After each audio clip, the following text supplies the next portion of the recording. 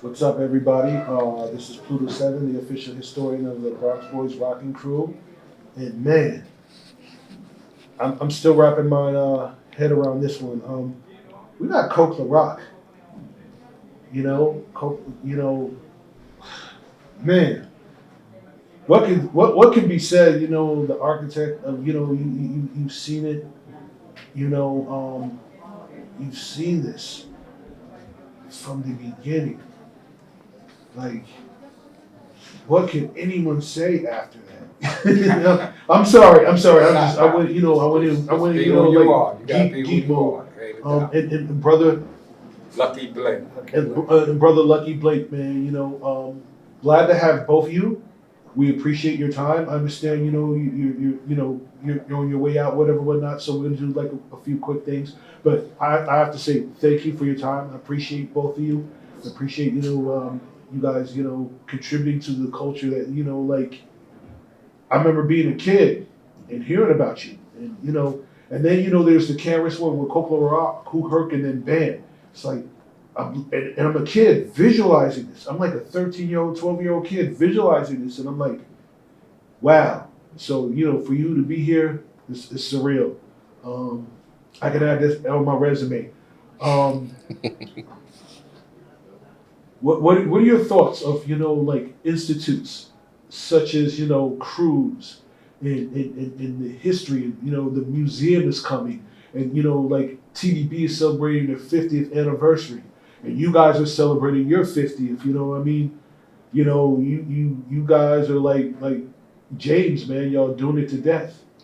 Yeah, and it's a great thing. Like we so caught up with, the controversy and who did what and when and how, and what place you fit in. But it's now truly coming out as a unity, Yeah. because like we said, growing up in the neighborhood, you had mixed nationalities, So again, I just made 70, to show you how old I am. Wow. And the Amazing. party was 50 Cent.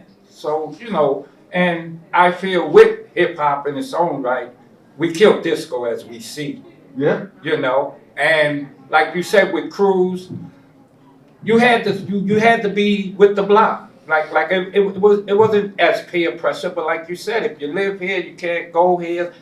Things that's poor in certain areas. The only thing that challenges the East with the West is that, like we see, that they was burning the East side up compared to the West.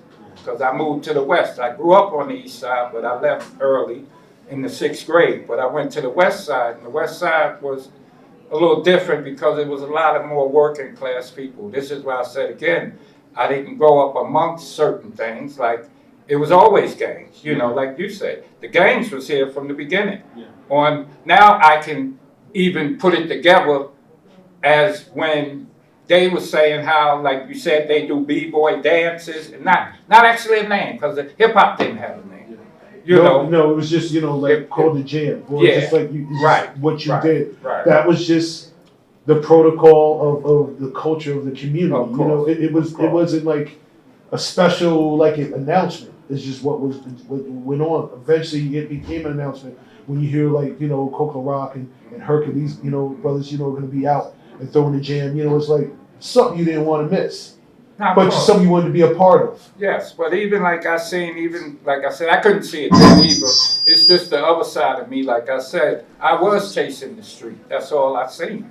In a manner of cats in front, like the Nicky Barnes, the Guy Fishers, the Pee Wee Kirtlands, The hardcore, the heavy hardcore holler. Like I hustlers, said man. again, even playing at after hours spots. Yeah. I was playing at after hours spots before cats even knew about doing So or you being. you were always hustling because you the man with the money, man. Yeah, once again, sir, I was the first, as I say in my rhyme, I'm the first G Money man, kept a G up better any type of weather, Yeah. cold or hot, rain or not. But once again, with hip hop and what everybody's doing, and I'm very proud to be here to celebrate y'all's 50th anniversary. That is know? so coming from you. That is so Nah, appreciated. that's just me, man. As you see, I didn't get the money from it. It ain't nothing to say. The first generation never did get paid, but and again, like till today, we still chopping each other up. Yeah. And it's again the cat with the most money. And look at the big boys. Look at the name. But beside that, man, I'm about staying alive, teaching this to my grandkids. My grandkids know, you know, and that's what really kept me to hang on to hip hop. My grandson Josiah, he was 6. And he called me one day and he was like, Papa, what's your real name? And I was like, what do you mean, what's my real name? He said, Papa ain't your name. So I told him. He kept asking me questions and this and that. And I said, ask your dad, because, you know, I'm his father. Ask your father about me. He said, nah, I need it to come out of your mouth. So I said, okay. I answered all his questions. That's a smart young man. Yes, I answered all his questions and hung up. And then I said, you know, let me find out why he was asking me all that. So I called him back. I said, grandson, you ain't the police, right? He said, nah, Papa, nah. I said, why was you asking me all them questions? Yeah. And it was Black History Month. And he said, you're the first MC of hip hop, and you're my hero, Grandpa. I had to cry and hang up, and ever since then, I'm out here now letting them know I'm Coke LaRock. Yeah. My son's middle name is LaRock. Yeah. Then you got Butchie LaRock, T LaRock, K LaRock, Doc LaRock, Scott LaRock, AC LaRock. I just met this young boy from North Carolina. Me and Lucky Bling was in Atlanta, did a show, and his name is Juice LaRock. I mean, the LaRocks is going on, but it was a fashion, it was a thing they wanted to be.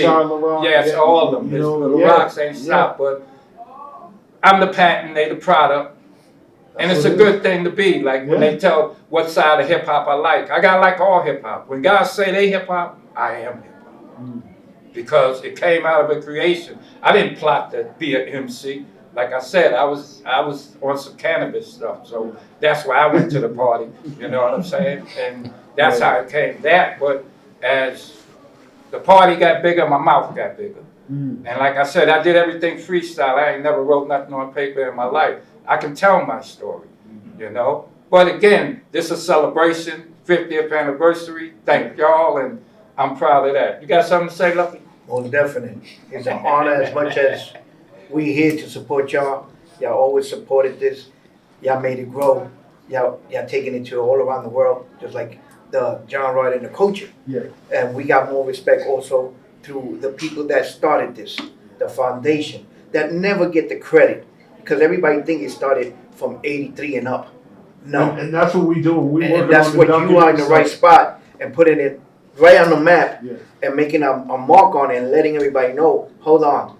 Yes, it developed to that stage where everybody knew it when it went 360 around the world. But hip hop took 15 years to go and branch out to parts around the world. So this is when me and Coke travel and we speak this and we let everybody know that the culture is here. It's stronger than ever. It took over the church because nobody believed in church that hip hop was going. It was Satan. Can I say something? Sure, you can say anything you like, sir. So this is my perspective.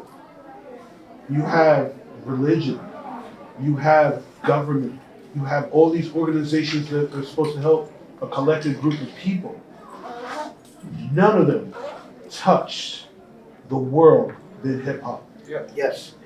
Right now, the biggest thing that galvanizes youth, generational people, art and all that stuff, came from the Bronx, from these guys. Well, the beautiful thing is that now, like I said, it branched out.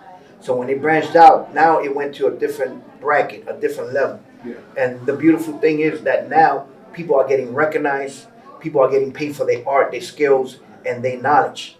You know, which they rightfully should. And it's supposed to be documented. Don't try to start an era that is just in the middle. No, just get it all together and put it out there, because this is what the BX and all the 5 boroughs came out of. You know, and then it went worldwide. And that's why, you know, I do tag. I'm not gonna say my name, but I'm a writer, and I'm one of the, you know, early first generation writers, and I respect every writers because like Coke respect every MC, because we all got kids. We got some good kids, we got bad kids, but they're still our kids. So that's how we see it. And there's a lot of people that is special that still ain't getting recognized, and we making sure that we recognizing them just like you are. Because also we made a magazine giving credit to people that was never even mentioned. So this is an honor for us to do the 50th anniversary with y'all. It's an honor for us to be here, and much respect to y'all brothers, and we're gonna keep on working, and we got a plane to take. When you need us, call us. That's right, in the BX. Much you love. so much. And there's one more thing that I would like to say. I was born in the streets. I was raised in the streets. I slept in these streets. I ran these streets. I played in these streets. I respected the streets for the street to respect me. And where you find Coke La Rock and Lucky Bling? In the streets, in the BX. Get them. That's what's up. I can't follow that.